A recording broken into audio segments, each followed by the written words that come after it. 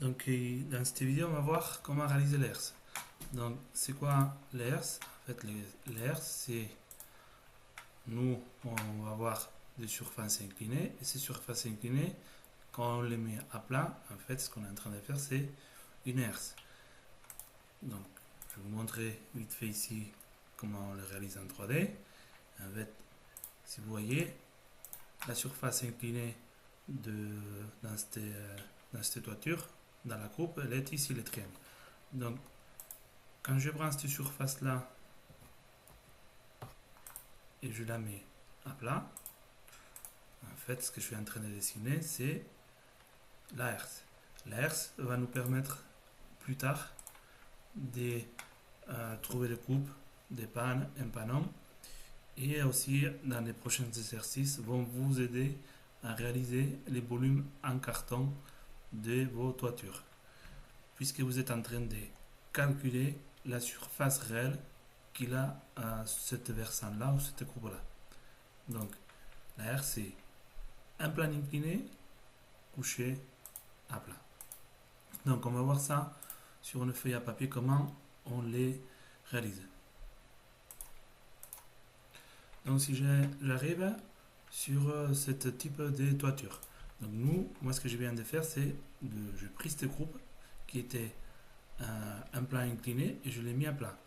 Donc, les vrais renders, on les a où en fait? Donc, vous vous rappelez quand vous avez fait des fermes, nous on avait dessiné la demi-ferme et après on avait mis des différentes épaisseurs de bois. Donc la vraie longueur de ces pièces de bois, elle est en fait c'est sur cette ligne de lattice. Donc la vraie longueur de cette versant-là, je l'ai ici, sur la longueur du chevron ou la longueur du lattice. Donc pour réaliser la herse, qu'est-ce que je dois faire? Je dois prendre cette longueur et je dois la coucher sur sur ma vue en plan. Donc comment je réalise ça? Je prends mon compas, je pointe la pointe de compas à l'intersection du CE en plan avec la ligne d'égout et je prends ensuite cette longueur et cette longueur je la mets sur l'axe du CE en plan. Donc je suis en train de prendre ces points et je suis en train de les coucher ici. Une fois que j'ai couché ici, qu'est-ce que je fais? Je prends ma longueur d'arrêtier, pareil. Donc, je pointe mon compas à l'intersection de la ligne d'égout, de deux lignes d'égout avec mon arrêtier. Je prends la longueur de mon arrêtier, c'est-à-dire la longueur de la ligne de lattice, et cette ligne de lattice, je la couche au sol sur l'axe du CE. Si vous voyez, elle est confondue sur le même point. Une fois que je fais ça,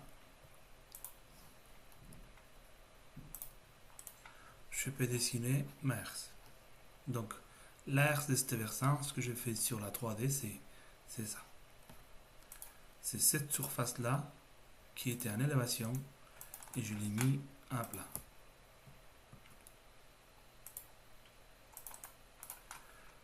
Donc, cette longueur-là, que j'ai de là à là, c'est quoi? C'est la longueur des mon arrêtier. On vérifie ici. Et cette longueur que j'ai là, c'est la longueur de mon chevron. Donc rappelez-vous, avant de faire tout ça, première chose à faire, c'est le raccord de comble. Une fois qu'on a fait le raccord de comble, on détermine les points de couronnement, on dessine les chevrons d'emprunt qui passent toujours par ces points de couronnement. Une fois qu'on a dessiné les chevrons d'emprunt en plan, on fait avec la formule base fois pente divisé par 100, on calcule la hauteur de couronnement. On dessine les CE. Une fois qu'on a dessiné les CE, on obtient la hauteur. Et avec cette hauteur, on peut dessiner ensuite l'élévation de notre arrêtier. Et une fois que j'ai dessiné les élévations, je peux réaliser ensuite les élévations au la herse. Donc en fait, ça, ce que je fais, c'était